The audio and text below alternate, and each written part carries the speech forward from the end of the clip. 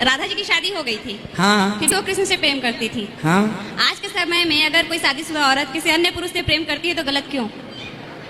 तो राधा जी तो कृष्ण जी की पत्नी थी, तो पत्नी तो अपने ही पति से प्रेम करेगी ना। नहीं, क्यों?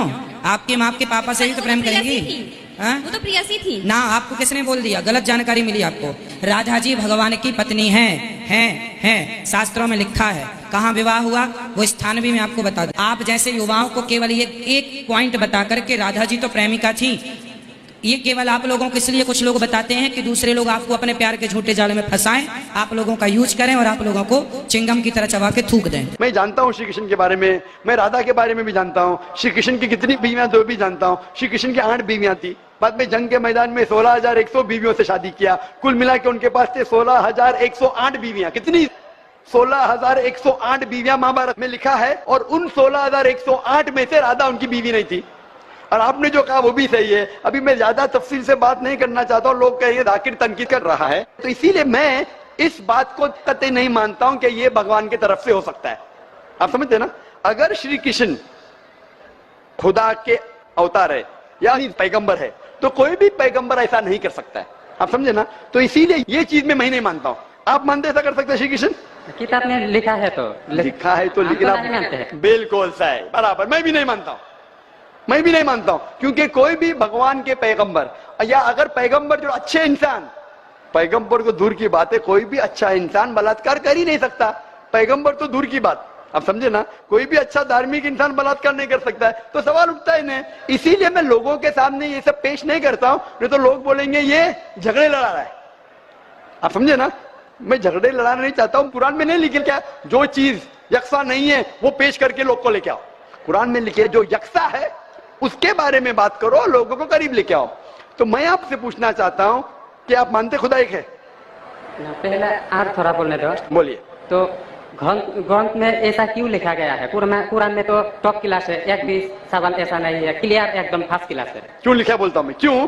क्योंकि जैसे मैंने पहले कहा कि वक्त के दौरान ये जितने किताबें कुरान के पहले आई वो महदूद थी, एक वक्त के लिए, एक लोगों के लिए। वक्त के दौरान बदलते गई और एडिशन आते गए। जैसा मैंने पहले कहा कि महाभारत असल में, जब आप पूछेंगे पंडितों से, महाभारत सबसे पहली बार अर्जुन के ग्रैंडसन ने कहा था। महाभारत उस टाइम 8,000 श्लोक थे।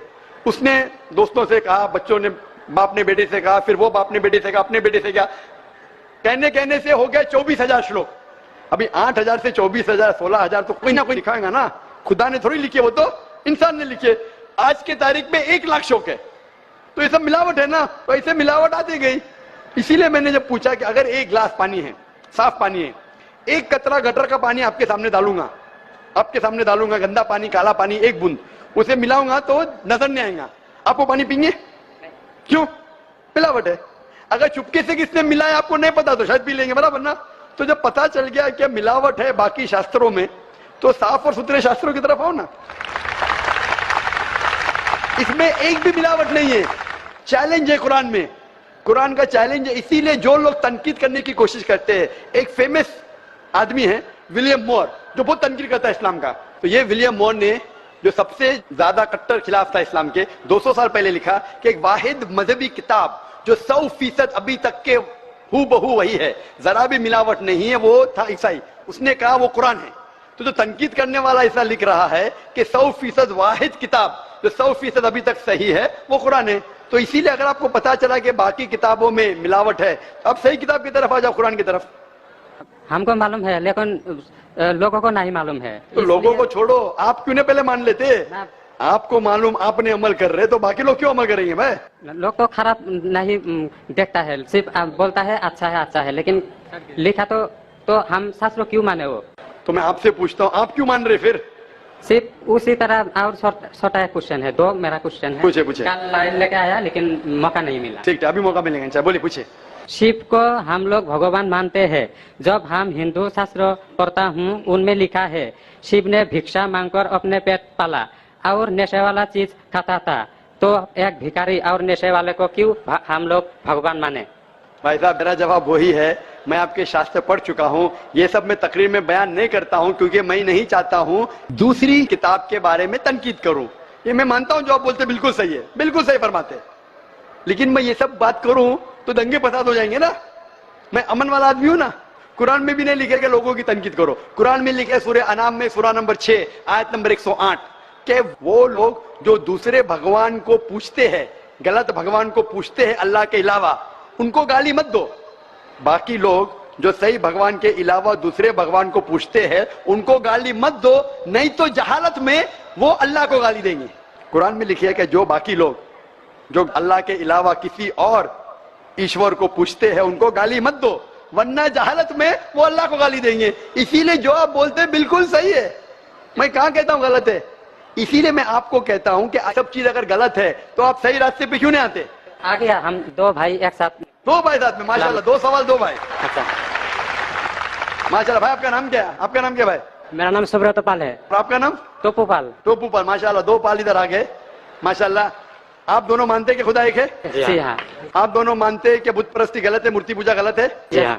आप मानते हैं मोहम्मद सल्लल्लाहु अलैहि वसल्लम आखिरी पैगंबर है? जी हाँ। आप मानते हैं? आपको कोई भी जबरदस्ती कर रहा है इस्लाम कबूल करने के लिए? नहीं। कोई भी जबरदस्ती नहीं। कोई भी दबाव है? नहीं। आप अपनी मर्जी से करना चाहते हैं? Yes sir. कोई भी रिश्वत दे रहा है? नहीं। इंशाल्लाह। तो मैं अरबी में कहूंगा, आप उसे दोहराइए। अशहदु अशहदु अल्लाह अल्लाह इलाहा इलाहा इल्लल्लाह इल्लल्लाह व अशहदु अन्ना मुहम्मदन अब्दुहु व रसूलुहु। मैं शहादत देता हूँ कि अल्लाह के अलावा कोई माबूद नहीं और मोहम्मद सल्लल्लाहु अलैहि वसल्लम उसके पैगंबर और बंदे हैं। माशाल्लाह। अल्लाह ताला आपकी जिद्दोजहद को कबूल फरमाए, आपको सबसे बेहतरीन जिंदगी दे दुनिया में आखिरत में, और आपको जन्नत नसीब फरमाए, और आपके जरिए और लोगों के दिल के ताले खोले इंशाल्लाह। सर एक बार आपके गले लगना चाहता हूँ और एक कुरान मुझे दे दिए थे। ठीक है, आ सकते हैं ऊपर अगर। तो दोस्तों ये थी आज की वीडियो। उम्मीद करते हैं वीडियो अच्छी लगी होगी। ऐसी ही इंफॉर्मेटिव और इस्लामिक वीडियोस के लिए चैनल को सब्सक्राइब करें। मिलते हैं नेक्स्ट वीडियो में। अल्लाह हाफिज।